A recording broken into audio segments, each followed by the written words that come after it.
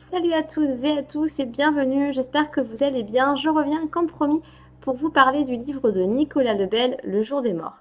Donc c'est le deuxième livre de l'auteur, le premier était L'heure des fous.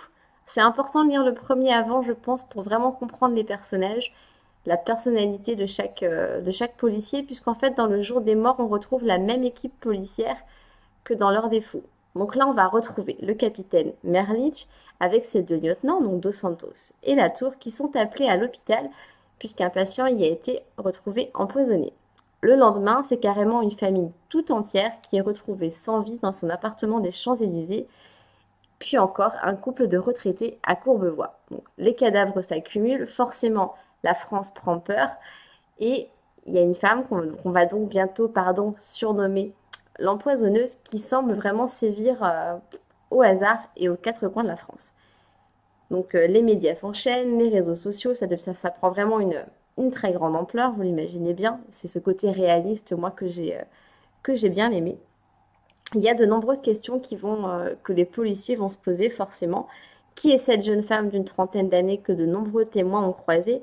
Mais surtout, comment peut-elle tuer depuis plus de 40 ans alors qu'elle en paraît 30? Voilà.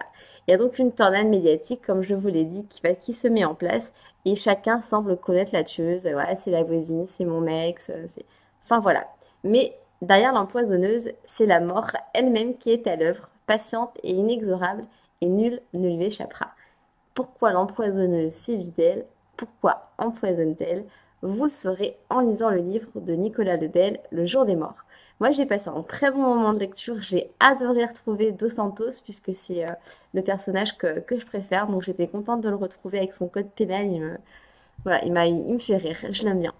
Il y a juste par moments où j'ai trouvé qu'il y avait quelques longueurs dans l'histoire, mais ça m'a pas empêché de rentrer dedans et de vouloir connaître l'enquête. Et c'est juste que voilà, il y avait des petits passages qui pour moi n'étaient pas indispensables. Mais ça doit être mon côté hyper impatiente.